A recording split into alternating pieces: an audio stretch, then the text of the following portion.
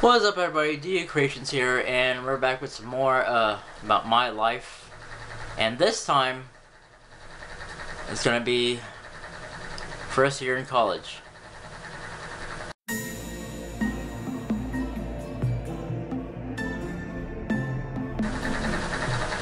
Alright, before I get this started, I just want to say that I just realized that some parts of my life, I might rewind a bit. I totally forgot something else. But aside from that, I will get started here for the first year in college. So, here I am, community college, and it's, at first, as soon as I finished up high school, I was like, I don't need school anymore, I'd rather just work. But we all know that college will shape your future, a better future. And at that time, I didn't know what I wanted to do in my future. My parents always supported me when it comes to graphic design, but we all know as we grow up, our goals changes. And I didn't really know what I want to do with my life. I didn't know what should I do. So all I did is me and two of my friends, we went to the library, just go on chatting on Yahoo chat room and make fun of people. And that's all we ever did. We, in a way, we dropped out of classes and we just stayed there. That's all we've been doing and stuff like that. We didn't really care about school. And on top of that, one day in my English class, I decided to say, hey, I'm gonna go to AOL Instant Messenger and see who's online. And, I happened to have a girlfriend at the time, my very first girlfriend. And I believe it was when I was on probation, but I ended up hanging out with her, and this was all the way in Cupertino. Me and several of my friends came along to meet her. So, I wanted to experience how the dating life is like. But the thing is, for me, I never been on a date before. I just straight to go in a relationship. So, as I said before, this is my first girlfriend, and obviously my ex-girlfriend. So, she smokes, and she has crusty ass lips.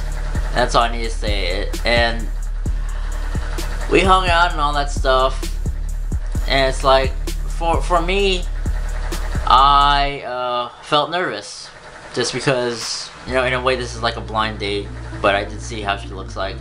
But to tell you guys that anyone can send anybody a picture, and it probably will not be that person. But when I saw the picture, and then when I saw her, it's the same person, just except my mistake was to go out with her in the first place because she's been around. Luckily, I didn't get laid, from her, which is good. So, yeah, as you guys know, I was a virgin back then. So, anyone can say anything. And, yeah. So, after all that, we hung out, we talked, and then after that, it led to the point where me and my other friend, who is my ex-friend, going back and forth. He wanted her, and she was with me at the time. And the thing that I don't like is, why would your friend want to, try to get at the girl that I'm going out with? And we live in a world where people are cruel and disrespectful. Especially this generation now. It's still going on, and it sucks. So, if you have a type of friend that will do that to you, immediately cut that person off. If they say that they're sorry, and you have the intention they're going to do it again, it's not even worth it. I know people say don't hold a grudge towards that person, even how, bad it was, you still have to forgive them. For me, it's like, I can't do that. Once you've done that, you our friendship is broken, and you don't need to be in my life. I don't need those type of people where they will do something like that to me. So, weeks gone by, I said I couldn't take it anymore, and I had to, you know, well, how am I gonna put it? I went to Burger King because I needed a job, and then this guy who's my ex-friend is like all mad and stuff like that because he can't get with her and I'm with her. So a few days gone by, went back to Cupertino again, and she says that we have to break up, and it sucks to the point where, you know, my first heartbreak ever, and people say your first girlfriends are one true love, and it's not true. So after all that, her excuse is, and I heard a lot of dumb excuses, but her excuse, well, breakup excuses, I've gone out with a guy with the same name as you.